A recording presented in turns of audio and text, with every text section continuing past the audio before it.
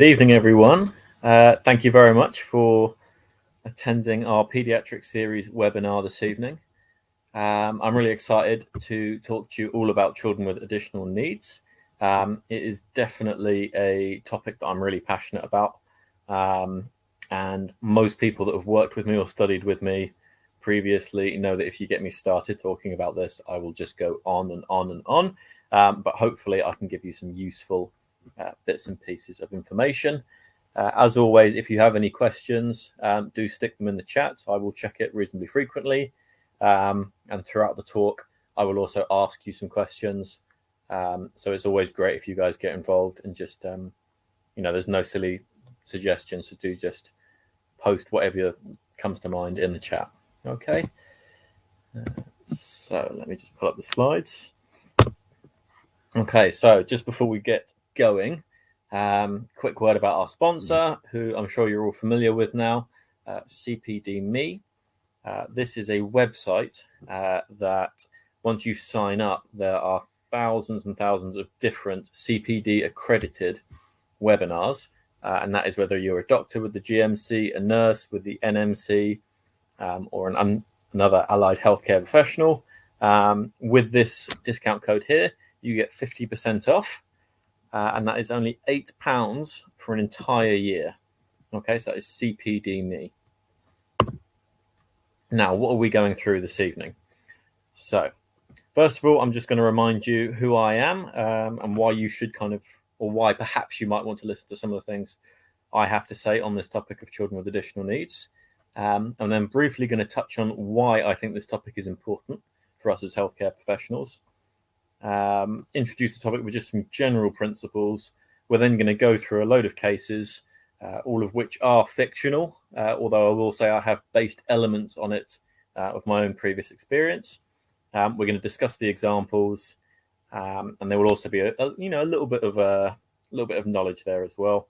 And at the end we can do a Q&A, and then I think I've put useful resources at the end, and if not, I can always send them out afterwards. Okay. So who am I? So I'm an FY1 doctor in Thames Valley. That is my dog Nemi next to me there in the photo, who is curled up next to me right now. So if there's any whining or barking later in this webinar, I do apologise.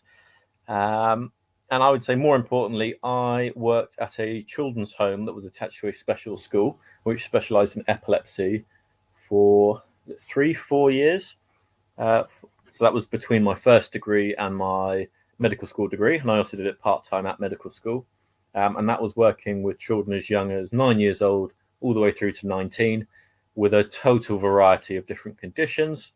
So yes, there was epilepsy, autism spectrum disorder, learning disabilities, but there were also some much rarer conditions, like Prada Willy, which we will touch on a bit later, a few kind of unnamed syndromes, and just a whole spectrum of different cognitive issues, behavioral issues, physical disability, and mental disability. I also worked as a teacher in a school for children and young people with autism spectrum disorder. Did that for a couple months, which was really good fun. And I've also worked in an autism spectrum disorder support group that was led by CAMS. I did that for a couple of months while I was at medical school. There are a few other bits there that I've put that is more to do with mainstream childcare, mainstream children. But I'm sure similar to many of yourselves, we've all worked with children with additional needs. We've all worked with just very different children that present their different challenges. So hopefully there'll be lots of things that you guys can relate to as well throughout the talk. Okay, so why is this important? So why are we all here this evening? So I'm not going to bore you with statistics, and different studies and stuff have come up with different results, but there's lots of information out there showing that patients, both children, teenagers and adults with learning disabilities, have significantly worse health outcomes and experiences in the way they're treated, the availability of service, the way they're accommodated or more likely not accommodated. You'll probably see stories in the news every now and then around this topic. And I'd like to say things are changing, but it can still be very hit and miss, unfortunately, for our people with learning disabilities. As healthcare professionals, we want to provide patient-centered care We treat all of our patients, all the different children and young people under our care as individuals, and we try and tailor what we do to them. But children with additional needs present an additional challenge. And as I've put here, children with additional needs or young people with additional needs, it can be challenging to us as healthcare professionals to perhaps conduct our normal examination or a normal history or investigations. That might be getting an X-ray, doing a blood test. And these additional challenges, whether consciously or unconsciously, can actually lead us to provide a lower quality of care or a lower standard of care. And I have seen it, and it does happen, unfortunately. And yes, sometimes it is dressed up as well. It is extra. This particular investigation is going to be extra stressful for that young person because they have autism. But also, it's kind of, how much effort are you willing to put in to reduce that stress level, given that perhaps they do need it for a high quality of care. And the other thing is, it can be really distressing to children and young people and their families when they come into hospital, when they go to the GPs, the pharmacy, all of those things, when they go to a vaccination clinic. If they have bad experiences again and again, or significantly bad experiences that lead to distress, that can actually lead to disengagement with healthcare. And again, that is something that I've seen in my previous roles working with children and young people and their families. Okay, so like I said, I'm going to touch just on some general principles. So the good news for pretty much everyone, I think, that's attending this webinar, so that is all different allied healthcare professionals that work with children, students that want to work with children or perhaps have some experience, a bit like my own that I showed you at the start, working with children. That the good news is you'll probably have most of the skills we're going to talk about this evening already. So you will be good communicators because you'll be able to communicate all the way from, toddlers all the way up to actually very intelligent young people, aged 17, 18 or even younger. And you will be used to adapting that. And that is more of what we'll be talking about this evening. You'll already be patient focused. You'll know about, for what we call challenging behavior, techniques such as distracting our children and young people, redirecting them, so telling them what they should do, not just saying, no, don't do that, don't focus on the negatives. Actually, if we say, well, please come and sit down here and I need you to do this, we tell them what they should be doing, not what they shouldn't be doing. So we focus on the positives. Again, as professionals that work with children and their families, we're going to be quite used to getting parents or carers or guardians or whoever's with that child or young person to help us. Particularly, if we have shy younger children or even babies that, as can't necessarily talk, we will actually get the parents or carers to help us with a lot of things, whether that could be holding a toddler still while you look in their ears or giving us the full history because the child is unable to or a bit too shy. And again, we work with children. We're used to being adaptable. We see the weird, the wonderful, and everything in between. So again, hopefully these are all skills that you have, and we're just going to be talking about how we can apply them and hopefully increase the awareness of some of the potential issues that you might run into. And so just having those ideas in the back of your head will allow you to apply the skills that I have no doubt you already have. So one of the first things I wanted to talk to you guys about is sensory processing or sensory processing disorder. On one side of the screen here, you can see there is a book called Your Essential Guide to Understanding Sensory Processing Disorder. I highly recommend this book. It's something that I bought when I worked in the children's home that I previously worked in. It's really basic, accessible information. It's a really thin paperback. I'm pretty sure it's less than £5 off Amazon, and it will tell you all about sensory processing disorder. And now sensory processing disorder is commonly seen in children with autism. And the individual can be oversensitive or undersensitive to certain senses or sensory systems. And I've listed here the sensory systems. So vestibular, which is all about our balance. So particularly anyone that's interested in ENT or our medical students and doctors, particularly, hopefully, know all about how the vestibular system regulates our balance. Proprioception, So our awareness of where we are within space and how our joints can tell when they're loaded, and again, use that to regulate our movement. Tactile, so the sensation of touch. Auditory, which is our hearing. Visual, gustatory, which is also taste, or olfactory, which is also known as smell.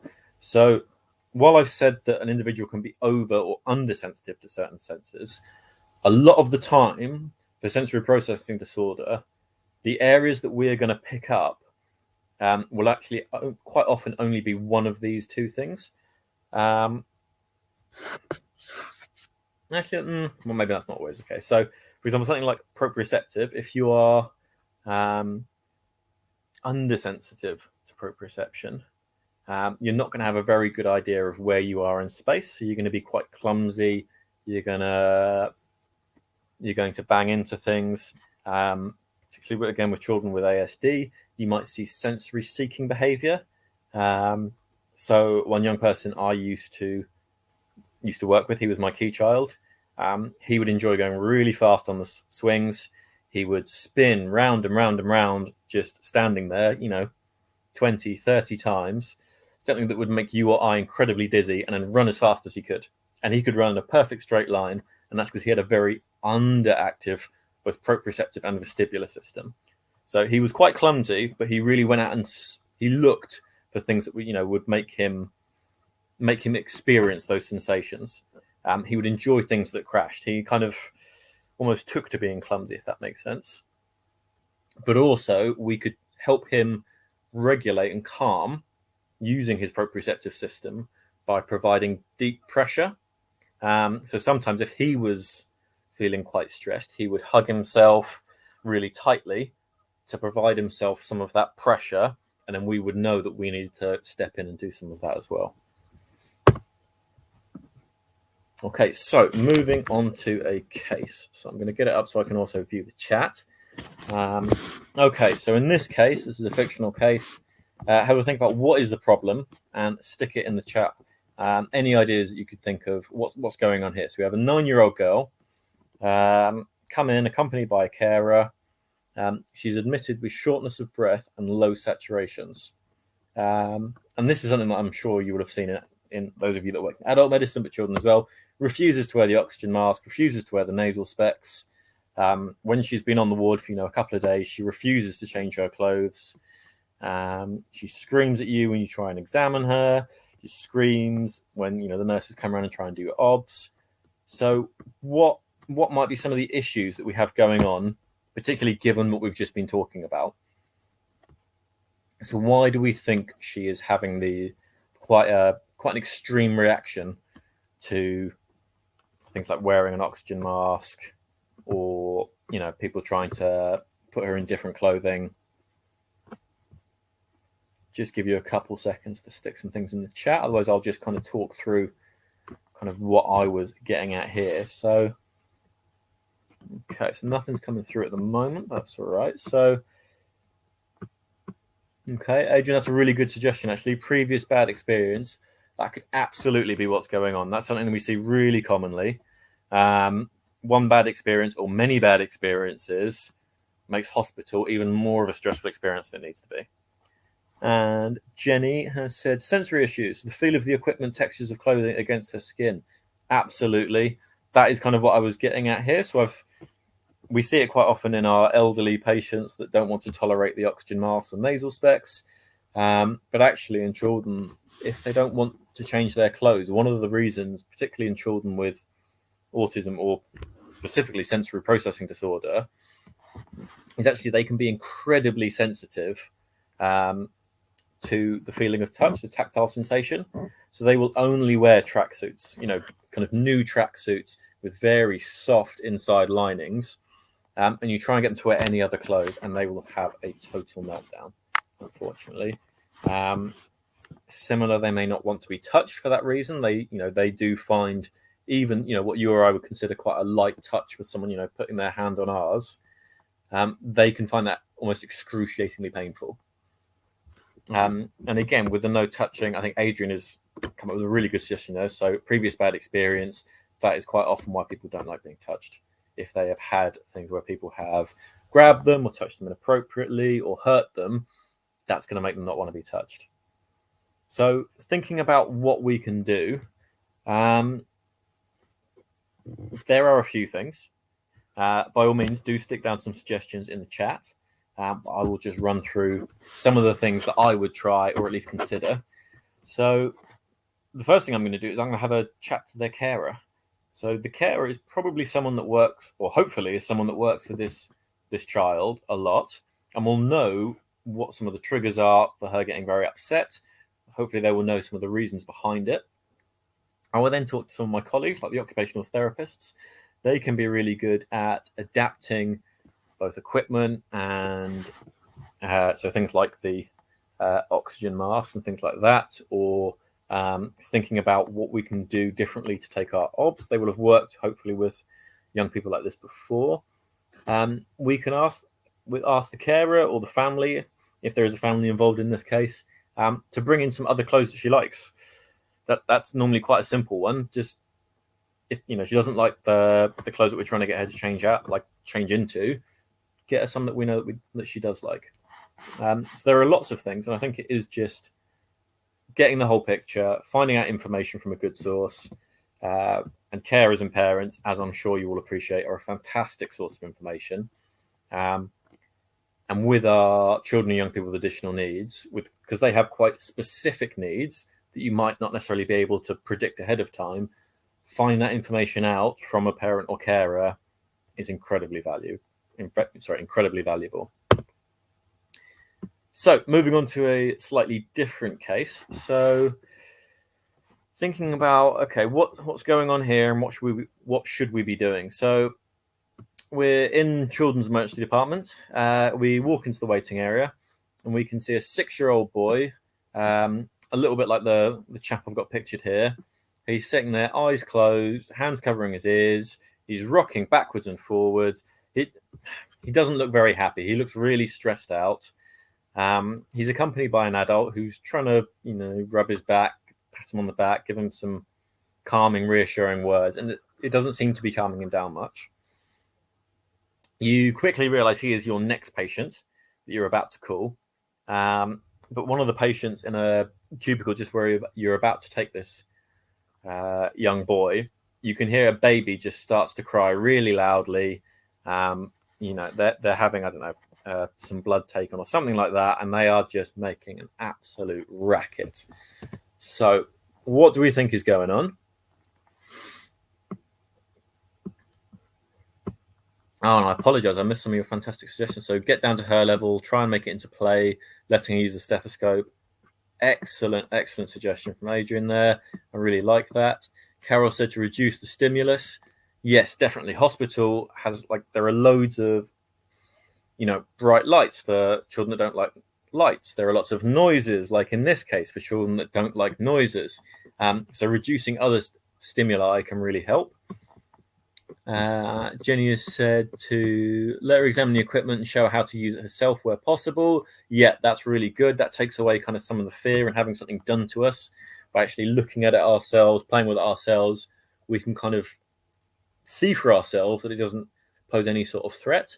And distraction, again, that's always a good one to do, particularly for something like if I'm going to take observations. And then, yes, moving on to this case. So overwhelmed by the noise, particularly unfamiliar ones, absolutely. Appears to be affected by overstimulation and needs quiet to be able to cope with the situation. Exactly.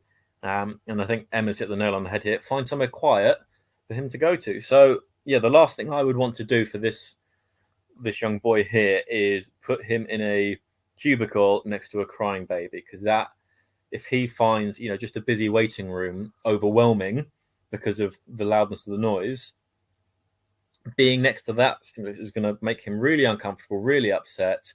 And it's going to cause him a lot of distress, which is, never something we want for our patients. But also for me to be able to treat him, to examine him, to have a conversation with the adult that's with him, or a conversation with him about what's going on, I am really going to struggle as the doctor that sees him, or if I ask one of my nursing colleagues to come in and triage him or take a set of obs, we're going to struggle to perform tasks that we normally would. So absolutely, we could find somewhere quiet for him. We also might want to have a chat to the adult with him, see if he has anything else with him that helps. So I believe on the next slide I have some pictures. Wonderful. So these here, you will quite often see children with sensory integration disorder wearing these. They're ear defenders. Pretty much the same as the ones you can buy from like a DIY or hardware store. And it doesn't totally block out noise. So you can still have a conversation with someone that's wearing them. I used to have kids, sitting with me in class wearing them. It just dampens all the noise down and takes away that extra background noise. And it just allows them to not be overwhelmed by the situation that they're in, and just process things a bit better. I cannot remember what these are called. These are the popper things on the butterfly that seem to have become really popular recently. But we do actually use these in adult medicine as well for some of our delirious or patients with dementia. So my wife actually quite recently, she's also an F1, gave one of these to one of her patients with dementia and delirium who kept pulling off his oxygen mask. And then actually he sat there quite calmly just playing with it because he just wanted something to kind of fiddle with and occupy his hands. And he was then able to tolerate his oxygen mask. This chap here is doing a wonderful job of modeling something called a bear hug. So we use these quite often at work for providing that deep pressure. So again, that can be calming for a lot of children and young people with sensory processing disorder, particularly if it is their proprioceptive system that needs that extra input. And then we have some lights here that this girl is looking at. And this is the sort of thing you can see in a sensory room. So some of you will be fortunate enough to work in hospitals or settings that have a sensory room. So it's normally low light, lots of things like this that you can turn on. So the bubbles and quite calming lights. So you can have music in there, soft sensations, lots of different things. But they can be absolutely fantastic and a good safe place for a child or a young person that's getting overwhelmed. But I appreciate, I know personally my hospital does not have a sensory room. Not many of them will do, unfortunately. But it's definitely something I know people have campaigned for and pointed out would be really useful for our young people with sensory processing disorder. Okay, so just to touch on something slightly more knowledge-based, so autism spectrum disorder, you will see this quite a lot, both diagnosed and undiagnosed.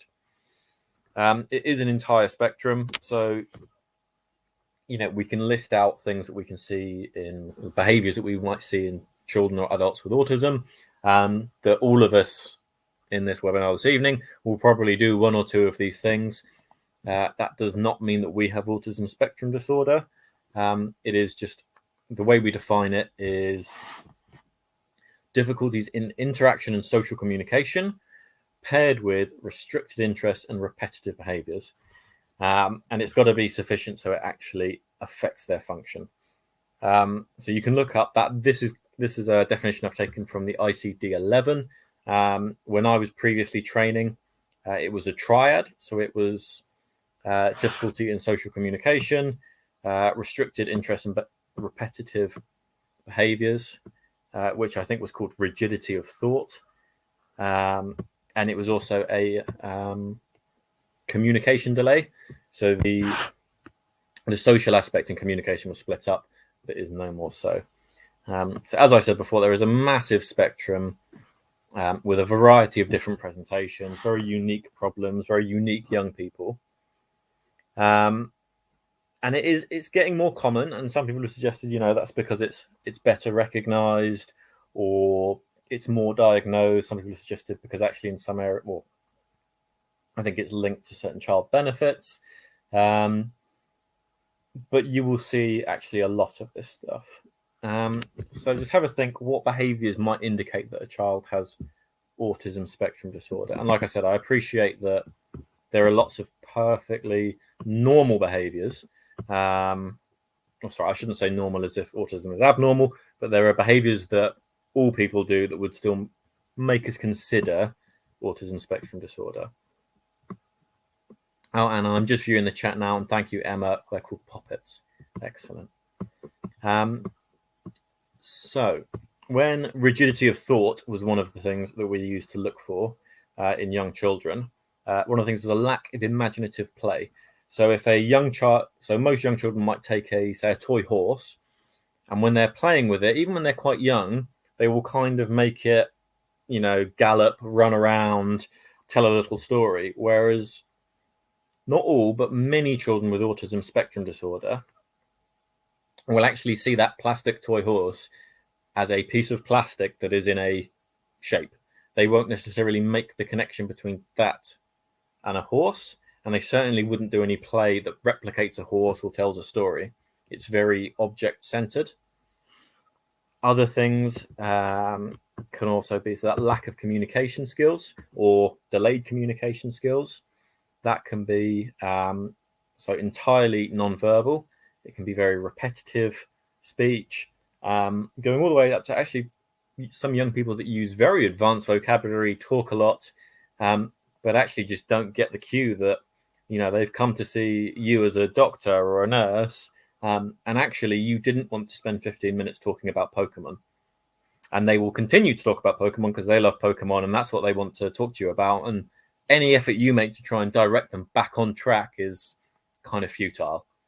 So Jenny has said difficulty in conveying emotions, absolutely, and recognizing emotions in others. So that really ties in well with our difficulties in interaction, social communication. Adrian's saying no filter. Absolutely. These are probably some of the most honest children or teenagers that you will ever meet. They will just tell you exactly what they think, and they won't necessarily know that, actually that's if I say this, I might upset someone. They can't necessarily make that connection. But there are lots and lots of things out there. So we might see some sensory issues. We might see them flapping, kind of filtering the light. We might see them rocking, hugging themselves. There are lots and lots of things that you can kind of look out for, or might make you think in the back of the head, maybe this child or young person has some additional needs, and that might be autism.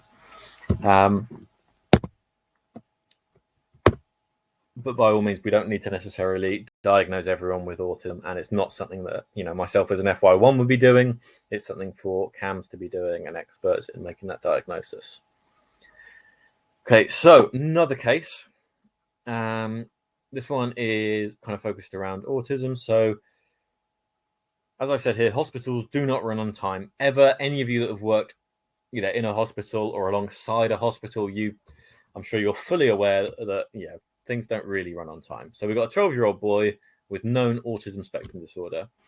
He is in the outpatient waiting room. His appointment is scheduled for 11:25. The clinic is overrunning, and you call him in at 11:45, which, to be fair, is actually pretty brilliant for an outpatient clinic to only be 20 minutes late at 11:45. But still, it's a made-up example. So he refuses to accompany his mother into the clinic room. And he points at his watch and he says, no, it's 11:45. It's now time to go to Starbucks. You said we were going to go to Starbucks at 11:45. You are, the doctor, the nurse. You apologize. You say, well, why don't you just come in? We just need to, check this and that, and we'll make it really quick, and then you can go to Starbucks. We'll do this first, then we'll go to Starbucks. So he gets more and more agitated. He gets, really flustered, kind of red in the face, starts screaming, starts throwing things around the waiting room. And really the whole situation just escalates really quickly. So what do we think has kind of led to this problem? And how might we, what could we do to kind of, or how might we approach resolving it? So this is something that is not uncommon. So with that kind of rigidity of thought, needing things planned, needing a schedule, needing a routine, being really important for our young people with autism, that this can be a way that actually parents, carers, healthcare professionals, if we can tap into that routine, into that system, we can get them to do the things that we would like them to do. We can get them to do things that we think are good for them, like going to see their doctor, and actually saying, well, as we might do with a younger child, or someone that just doesn't like going to the hospital. Well, once we've been there, we can go and do such and such that you really like. So we can go to Starbucks, we can go to McDonald's, we can go and play in the park, all of those good things. But I think what the mistake has been made here is they've tried to map that routine to times, and hospitals do not, unfortunately, run on time.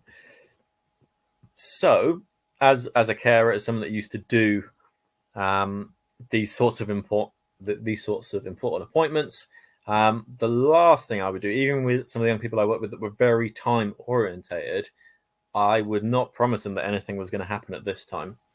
What I would quite often try and do is tap into the order of things. So it is, we are going to do A, then B, then C, then we're finished, and then you can have a reward. So you may even have seen kind of some of them have laminated 1, 2, 3 reward cards. So they've got Velcro on, you peel them off, and it's, so 1, we get into the car and go to the hospital. 2, we go and talk to the doctor. 3, we let the doctor listen to our chest. We're then finished, and we'll get an ice cream from their shop in the hospital on the way back, something like that. So that can be a really, really good way of doing it, and breaking it down into nice, easy, manageable tasks, one-step tasks, simple to understand, and easy for someone to say, well, okay, we've done this, on to the next thing. And yeah, absolutely. Emma's made a suggestion in the chat. So explain the importance of hospital before going, if possible. Yeah, so I think preparing these young people for coming in is absolutely something that we can do. So I used to write something called social stories, which use pictures and words depending on the child's ability level, cognitive ability that is, and it goes through what's going to happen on Thursday, the 31st of March. What exactly can they expect? And again, you very much keep it to things that you can kind of guarantee. And if you go through it a few times before the 31st of March, they feel prepared and they know what's going to happen, and that helps them deal with it. And also, even for someone like this that's having a bit of a meltdown about going to Starbucks at a specific time, actually, they may have actually a pretty high cognitive level, and you may actually be able to explain to them why hospital is important, and actually be able to reason with them. If they are so upset, though, that they are screaming and throwing things, you may just have to reschedule and then have a chat with mum, dad, carer, how we're going to basically make the next appointment more suitable and accommodating for this chap. So it may be that he's first on your list in the morning, and it may be you just say, look, we don't run on time, don't promise him times. So there are lots of different things we can do in a situation like this. And like I said, it may be that, unfortunately, in this situation, you have to abandon it and have another go at making it a bit better. So we have another case. Think about how we might handle this. So we're shadowing the GP practice nurse on one of our placements. So we're a student here. The GP practice nurse, he asks us to start seeing the next patient because he needs to make a phone call. And it's a 15-year-old boy with autism spectrum disorder. He needs some bloods, his BMI checking, and a blood pressure check for the medication that he's on. And you've done a bit of work with children, a few children with ASD, and you think, well, okay, let's start with something simple, non-invasive. Let's start with the height and weight, because we'll build up some trust before we start sticking needles in people, which is sensible. But the patient insists that you take his BP first. He continues throughout everything you do. He's saying, no, you do it wrong. This is the order we do it in. You don't do it like that. And you're just really bad at your job. He's being quite rude. How do you think we should handle it? Should we be saying, I'm a nursing student, I'm a medical student, and I think I know what I'm doing, thank you. Should we be sticking up for ourselves? Or should we just be going, yeah, you're totally right, I'm dreadful at this? Any suggestions at all? How would you handle it if you were in this situation? And why are we in this situation? So it seems that this is a regular patient, and clearly they have an idea of how, like a specific order or a routine. And actually, if that's the best way of getting this young person to have all of these investigations that we need them to have for the medication they're on. Yeah, Jenny took the words right out of my mouth. Why argue? Does it really matter to you more than it matters to him? No, I would hope that we all are humble enough and are kind of confident in our own abilities that actually we're not going to let one teenager or child get in our heads or upset us. And we say, you know what, let's do it your way because we get what we need. And actually, yeah, he probably knows what happens better than you do, as Adrian said. So just ask it, okay, so sorry, this is my first time meeting you. How do you normally do it with nurse such and such? Or how would you like us to do it? That's really patient-centered, a really nice way of doing it. So exactly. Just buy into the system and you'd be amazed at how much you can achieve. Okay, so this next slide here is about pathological demand avoidance, which is also called extreme demand avoidance, and is a condition that's associated with autism, but is actually quite rare, although I will admit I have actually seen quite a few children with this, but that's more because of the settings I've worked in. I've only seen one case in hospital where I've worked, and that was someone that they were planning on taking to surgery in trauma and orthopedics, and to be honest, they kind of just threw in the towel, unfortunately. These young people can be a real challenge. So it can, essentially, they will do everything in their power to avoid even everyday demands. So that can be as simple as, me asking them to pass me something. So, can you pass me that pen from over on that table? The answer would be no, or as I say, they might use a social strategy. So they might make an excuse. Oh, my legs are really tired, or I can't reach the pen. So that's that's quite a nice polite. Well, they might suddenly jump up and start talking about something else to distract me. Or you can end up with someone having, a mood swing, being very impulsive, shouting, screaming, trying to hit you for basically asking them to do something that's really quite routine. So it can be a really excessive, extreme reaction to everyday demands. So the one that we had that was so according to the surgeons, it was borderline whether or not he needed his ankle fixing. But anytime they tried to talk to him about treatment or surgery or what was going on, he would get physically aggressive, the 7-year-old boy. So if they addressed everything to his parent that he was with, he would remain quite calm because there were no demands being made of him. But basically, when they tried to, as you can imagine, put a cannula on him, he had some sensory issues, so would not tolerate Emla cream. He really gave them a hard time. So I think in the end they decided it was probably best for him, and I would imagine themselves, to just manage it conservatively. So hopefully you won't see this too much because it can be really tricky. But it does lead us on to another thing that unfortunately you may see more frequently, which is violence and aggression. There are always things in the news in adult medicine about seeing more of this all the time as healthcare staff, which is obviously awful, really sad. And I may be biased because of my background working in a care home. So these children, for whatever reason, could not be safely looked after by their parents. And I would say we were, for the region I worked in, probably these children and young people's last stop before going to a secure mental health unit. We probably had the highest tolerance for violence and aggression. But in a healthcare setting, it is not acceptable. It is not for you to manage, whether you're a doctor, a physio, a nurse, a paramedic. Managing directly that violence and aggression is not for you. You need to prioritize your safety. The age-old argument being that how can you help the rest of the patients, the rest of the young people under your care, if you are hurt? And obviously, we don't go to work to get hurt.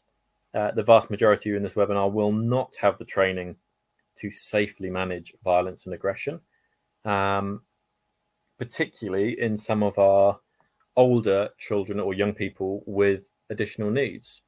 So if you can imagine kind of temper tantrums and slightly aggressive toddlers, 2 or 3, when they're 14 and they're 6'3" and they weigh almost 100 kilos, and I'm not just plucking those numbers out of the air, I have worked with young people like that, they can be a real difficulty to manage when they have a temper tantrum, when they get quite aggressive. So prioritize your safety, escalate it to security if you do need to. And, obviously there are, somewhat kind of, I don't want to say exceptions, like if someone's being unsafe and they're about to run out in front of the road, I think most of us would probably get in their way. But actually, sometimes the safest thing you can do for yourself is just getting out of the room. But it's, and it will be a team effort. It will be talking to your seniors, talking to the security team, and working out how to safely manage that child or young person. And 3 bits of advice that I would give you, or the 3 Ps, something that I talked about a very long time ago when I was training to manage this sort of stuff. So positioning, proximity, and plan. So positioning. So if we think about, where we are standing relative to our child or young person. So, are we standing behind them because that can stress them out? Are we standing between them and the door? Because that, in some situations you may need that to stop someone absconding. But also, if they're going to escalate and try really hard to be getting out of a room, do you want to be between them and the door? Equally, do you want someone that's violent to be between you and the door, because you will need an exit strategy, which kind of comes into plan. Proximity. So just be more aware when you are within striking distance, or the distance to which someone can throw something at you. And if you do need to be in that sort of striking area, actually, if you can get really close really suddenly when it escalates, it takes away their leverage. But the main thing I would say is get out, defer to security, and just we don't tolerate it. It's not okay. Even if someone doesn't know what they're doing, it's not for us to deal with. Okay. So communication. So you are already all really good at this. Whether you work with adults, children, whatever your stage, I would imagine all of you who want to work with children are pretty good communicators, pretty adaptable. But once again, children and young people with additional needs come with additional challenges. So there is kind of the stereotypical or typical ASD type thing of lack of eye contact, or eye contact making them uncomfortable. And that's okay. I mean, I have had conversations with people where I kind of just talk over their shoulder because I know they're more comfortable if I talk to them like this. I've worked with lots of non-verbal children and young people, some of whom actually, their cognition is on a high level. They are just non-verbal for reasons relating to their additional needs. So there's a book called The Reason That I Jump, written by a Japanese man, or a Japanese boy, I think. It's been translated to English. He was non-verbal for the first 20 odd years. I'm paraphrasing, of his life, despite being very intelligent, because he never saw the need to talk. He didn't feel that it was necessary, and that was kind of part of his autism. Another really good read, I would recommend reading that. It's kind of a load of anecdotes about him explaining why he exhibited certain behaviours as someone that was actually quite profoundly autistic. So inattention, you will see that a lot with children with additional needs, particularly if they have a more severe learning disability or something like ADHD. Literal interpretation, I would imagine all of you are familiar with this from working with toddlers. When I worked in mainstream childcare, I saw one of my less experienced, shall we say, and less patient colleagues getting rather irate with a 2-year-old because she was trying to put a coat on him, and she kept telling him to turn around, and he just kept doing 360s and turning back and facing her. And she was getting more and more annoyed, and started to kind of actually really kind of have a go at him. And I said, look, he's done what, he's not taking the mick. He's done exactly what you've told him to. You need to be more specific. So you need to think about how he's interpreting what you're saying, because he's not doing it to be silly. You've told him to turn around, so he has. That's just not what you meant.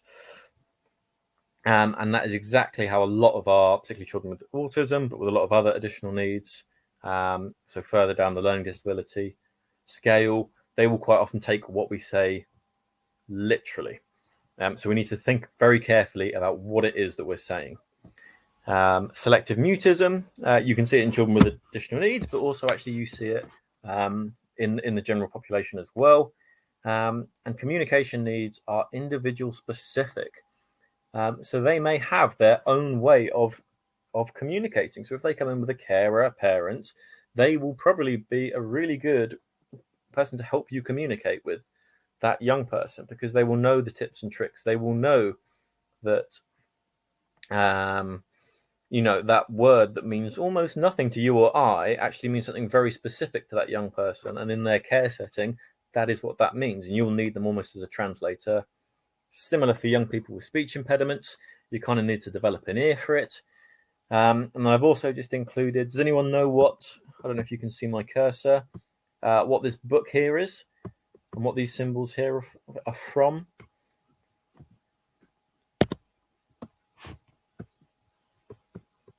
Don't worry, you may not be familiar with it. I've also put the Mackintosh logo there as well.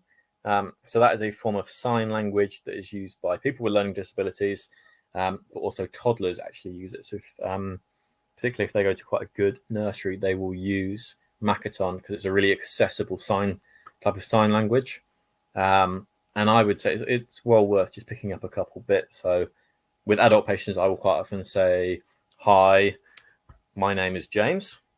And that is someone with a learning disability. And even if actually I can't discuss a difficult medical problem with that person, it does let them know that I'm open to their way of communicating, that kind of I am familiar with that sort of stuff. So it has actually, put a smile on their face, made them much more amenable to me, and made a big difference. Okay, so there's nothing in the chat, but this here is something called a PECS book. So PECS is the Picture Exchange Communication System, which sounds like a mouthful, but you may not be able to see because it is quite small. But those are little squares of laminated paper with pictures on, as is shown here. And what the child or young person can do is give you a symbol for what they want in exchange for that thing. And so to give you an example, using the picture that we have here, so we have, "I want an apple." So that is obviously quite a high level sentence. So I've quite often worked with ones that have the "I want" as just part of a strip, like this yellow strip down here. So it's already there, and they just put on what they want. So if they want an apple, they take the apple sticker, put it down on that, and they give it to an adult. And I'd look at it and say, "Okay, you want an apple, so I'd go get you an apple." Where it might say, "I want to go outside. I want to play football. I want to go to the toilet. I want to go to bed." Anything like that, and basically they can exchange their pictures that they understand to mean things for the activity or the item that they request. And obviously, initially, when you're teaching someone this, you do need to kind of fulfill whatever it is they're asking for each time. As they get more used to it, you can actually, well, okay, you want an apple. You can have an apple later because it's dinner in 10 minutes. Is something that they may be able to understand. But again, parents, carers, those are where you're going to get the information about this. And occupational therapy or your learning disability nurses can be a great resource for finding out more about this sort of stuff. Okay, so I just want to touch briefly on mental health. So obviously mental health affects all children and young people, all adults, but there is an increased incidence of mental health issues in children and adolescents with additional needs. And one of the big issues is because of a lot of the behaviors that children with additional needs can exhibit, quite often the mental health issues can be missed. They can be written off as just part of their autism, part of their learning disability, which can actually mean that for a lot of the time they're not addressed. And with our children and young people that are very impulsive, that can lead to actually more significant risk-taking behaviors and self-harm. They can be an absconding risk, and they can have pretty severe trust issues. And I know that this is the same for actually any of our children and young people with mental health, that we need to do a risk assessment. We need to think about, and actually even an adult with mental health issues, we need to think, well, okay, I'm going to leave them in that clinic room for 10 minutes, just while I go and get such and such or make that phone call. What objects have I left in there? I mean, I'm sure we're all very good at thinking about, well, okay, we've got toddlers around, we can't leave a hot cup of tea on the side. But actually, is there anything sharp in there? Is there anything that they might use to hurt themselves? That is the sort of thing that we need to be thinking about. And just be aware of, just because someone has an additional need doesn't mean they can't have autism and actually be really depressed or be really anxious or have schizophrenia. Like, they're not necessarily mutually exclusive. So just have that in the back of your head. But I won't dwell on that too much. Okay, so this is something that I think is really important. And I think it was Adrian who mentioned this in the chat earlier, which was spot on. So previous negative experiences, or actually, unfortunately, previous abuse. So children and young people that have had bad experiences in hospital have unfortunately come across, been put at harm by abuse or neglect. They can produce additional challenges for us because they will not necessarily trust us. They may not want to be touched. They may find quite things that you and I or other patients in hospital. I'm going to stick a light on. Actually, it's got very dark in here. 26. There we go. So actually, they can actually find this really difficult. They may not want an examination, even like an abdominal examination can be really stressful for someone that's suffered sexual abuse. And the reason that I've again included this, it is very similar to all the issues that you would see in a child or young person that does not have additional needs. But once again, people, unfortunately, children and young people with additional needs are at higher risk of having negative healthcare experiences. They are higher risk of abuse, and they're at higher risk of neglect. So if we think about neglect, because they have these additional needs, additional demands, it is more likely that those additional demands and needs are not met. For abuse, unfortunately, again, you will get much older kind of children and young people that have quite young mental ages, so they are susceptible for being led astray. They may be non-verbal, so they can't report abuse. All these things make them incredibly vulnerable. So the things that we need to do as healthcare professionals, as well as just being aware of it, looking out for the signs of abuse, neglect, but we need to be patient-centered. We need to be accommodating, and that may mean, we give them extra space, we give them extra time. If we're doing any examination, anything that we think they might find difficult, really important that you get a chaperone. And it is, it's not just to protect that child and young person, it's to protect you as well.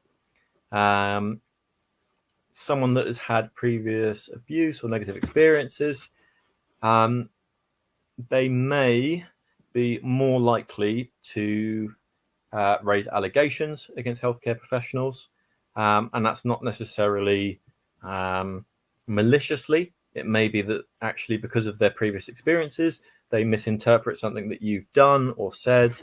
They may have trust issues, so building trust is going to be harder, and communicate everything you're doing.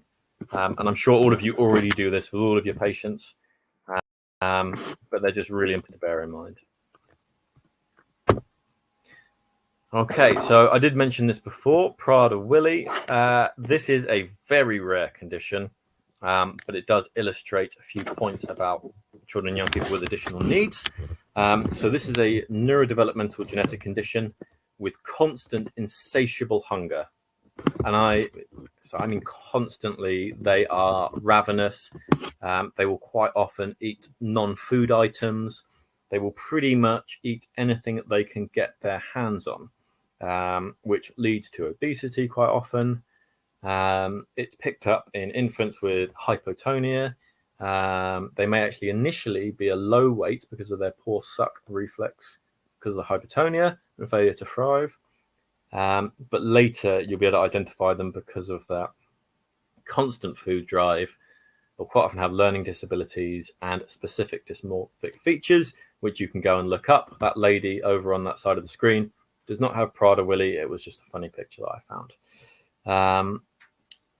But alongside this compulsion, they're going to have cognitive and behavioral problems, quite often tantrums, and compulsive skin picking. So I have worked with one child with this, but I've worked with several others that exhibited similar tendencies. So I have seen young people eat entire unpeeled oranges. There was another one that had insatiable thirst. He drank, let me think, so basically any water. So if you left a sponge in the sink after washing the dishes, he would pick up the sponge and suck the fluid out of it. If there was hand sanitizer or a soap dispenser, as we might find, he would drink that, which, as you can imagine, is pretty dangerous for a child to drink a bottle of hand sanitizer. And similar with these children that eat non-food items, if they eat things that are sharp, if they eat things that are corrosive, there are loads of ways that these children can put themselves at risk. So this is just a fairly standard kind of boring clinic room, but try and use your imagination. So just have a think about what things might we find in our clinic rooms, in our wards, in our waiting rooms, that we might want to kind of do a quick risk assessment for our children with additional needs, or any child that we think might be at higher risk. So not necessarily things to eat and drink, as in Prada Willy, but what things will we not necessarily want them to get hold of? So, like I said before, even things like soap dispensers, hand sanitizer, that can be at risk. Anything sharp. So, someplace, where is the trolley with our cannulas and needles? Is there a sharps bin in the room? Is that raised up? Is it sealed, or is that something that actually?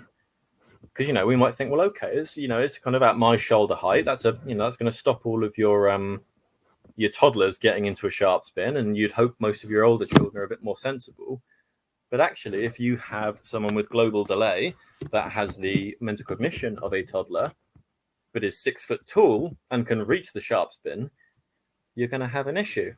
Again, items to throw. You can see a whole rack of things that can be thrown. And as Adrian has pointed out, and little things like the covering on the couch there. We've all seen it when babies or toddlers come in and just rip the thing to shreds. And similarly, you may see that particularly with our children with Prada Willy, who like to pick at things, but also those with sensory issues. There are lots and lots of risks, and we need to be thinking about, again, the environment we're putting them in. So is it a safe area for them to go into? Is it a safe area for us to go into? And also going back to kind of the sensory stuff we talked about, I mean, have a look at kind of how bright and reflective that area is. If you were very sensitive to light, that is not going to be a very nice area for you to go into. If you're sensitive to sound, all the sounds in there are going to bounce off, aren't they? And that's actually going to be really hard for someone with... That was just my dog asking to come back up. That's going to be a real issue for our children and young people with sensory issues. Okay, so we're moving towards the end here. So just to sum up a few things. So we want to make each trip to hospital, or if we work in a GP surgery, if we work for the ambulance services, we want to make all of our healthcare experiences for all children and young people a positive experience, but we really want to go the extra mile, the extra bit of effort to make it that same positive experience for our children with additional needs. So we want to advocate for them. So if you have kind of clicked into the fact, well, actually, you know, they really don't like being touched, tell your colleagues. If actually, you know, another person comes on shift and they were like, well, you know what, I need to do the obs, I don't care, they're just going to have to deal with it. No, let's be an advocate for our patients. Let's stick up for them. Let's make sure our team is on the same team as our young person. Adapt. So yes, a lot of these consultations or time looking after these young people may not go exactly as we had planned. We may come into the situation with all these things planned out in our heads and the best of intentions, and in the first minute, everything just goes out the window and it all goes wrong. But we need to be happy to adapt and able to adapt. We need to accommodate them. We need to look at how we can be better and how we can change things for them to have a positive experience. Ask, and I cannot emphasize that enough. On my first day at the care home that I worked at, one of the colleagues I ended up really looking up to, the first thing he said is, I know you've got loads of experience working with children, but these children and young people have very specific needs. And if they're not met or something goes wrong, the results can actually be pretty disastrous. So don't make any assumptions. Ask. He said, everyone here is really friendly. Everyone will tell you, but just ask. Don't just launch straight in as you normally would, because actually that can result in, you know, a teenager going from quite happy and content to actually being physically violent and abusive. And that's obviously not a positive experience. And assess. So risk assess. Use all the things that we've talked about, keep them in the back of your head, and just think about, oh, okay, they didn't like it when I shone that light in their eyes. That's, you know, is that just because, you know, they're a toddler and they don't know why? Or actually, is it because they're overly sensitive to light? You know, is this meningitis? Or is it that actually they're very sensitive to bright lights? And how can I change my tact? And then just to summarize, key points, use the skills that you've already got. All of you guys will have loads of fantastic skills in your own unique way of overcoming various challenges that children throw at you. But just be mindful of the additional requirements and adjustments that we can make. Parents and carers are invaluable. Nothing, I would say, has led to worse outcomes when I've taken our young people to hospital than when healthcare professionals assume they know exactly what they're doing, make those assumptions, and ignore me standing in the corner because I'm a carer. Or if I come and say, look, I know you're really busy today, and you know you probably can't tell me when the appointment's going to be, but look, we have a young person that they really struggle with transitions. If I get them in the waiting room, I won't be able to get them out. They'll be a real nuisance. I'm going to wait. I'm going to get, you know, I'm going to go wait with them in the car. Someone else is going to wait here. Could you just tell them when the doctor's ready and run out and get them? And when the answer is no, and they sit in the waiting room and they end up tearing the waiting room to pieces and throwing things everywhere. Yeah. I mean, you use the resource. If someone's giving you a warning about something, it's normally in your interest to listen. And be aware of the hospital resources we have. So I don't think I've really mentioned these yet. But in some places they have something called a health passport, or an autism passport, or a learning disability passport.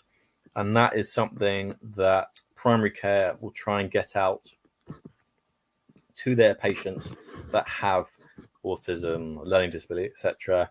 And it comes with a load of information about that young person, you know, how they communicate, their likes and dislikes, triggers for behavior, calming strategies. And that can be really useful if we're looking after them on the wards or just reviewing them in the acute setting. And then learning disability nurses, specialist nurses are fantastic, and learning disability nurses are no different. I know a lot of them do specialize more with the adult learning disability side of things, but I found this to be a really good resource in the children's ED that I previously worked in. And as always, you know, working in paediatrics, working with children, we work with wonderful colleagues. So if in doubt, just ask for help. Likelihood is someone else will have seen something similar or something that they can relate and just having someone to bounce ideas off is always great. Okay, so pop any questions that you might have in the chat. There is a link to the feedback form. I will also post a link in the chat to that if I can. That is the right link. If you do have any questions, do stick them in the chat and I'll do my best to answer them. Thank you to everyone that did throw answers in there and make this interactive. I really appreciate it. I don't know if you can tell my voice is slightly going for talking for just over an hour non-stop, but it always helps to have some ideas to bounce around. Okay, very welcome, Adrian. And I can see Jenny. What is the difference between Prada, Willy, and Pica?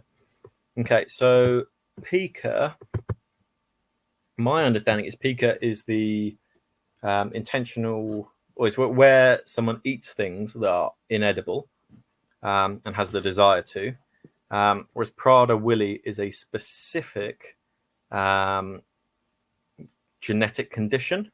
I can't remember the exact gene deletion, mutation, or whatever, but there are specific genetic criteria to diagnose Prada Willy, and you also have all those other features as well as Pica, whereas Pica would be anyone that has the desire to eat non-edible items, whether that be Prada Willy or some psychiatric issue, or I think, and please correct me if I'm wrong, it's seen incredibly rarely in iron deficiency as well. People end up eating things like hair. Hopefully that makes sense.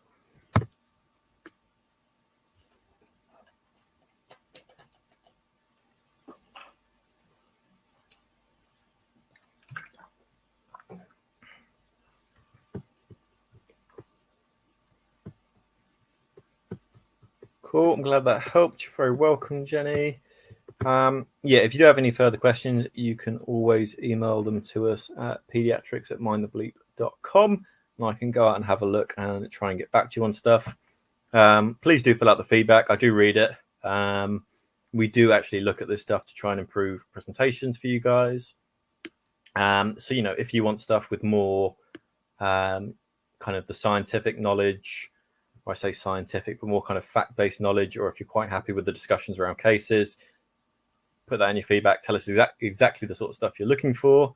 If there are certain topics that you want us to do, you can stick that down as well. But anything we can do to improve, or anything that you like and you want us to keep doing, do let us know. We do look at it all. But thank you very much for joining me this evening. As always, I will, within the next day or two, get this uploaded as catch up on Medal, and you can also watch it on YouTube as well. That normally takes day and a half, and look out for more paediatric sessions in the future. Thank you very much.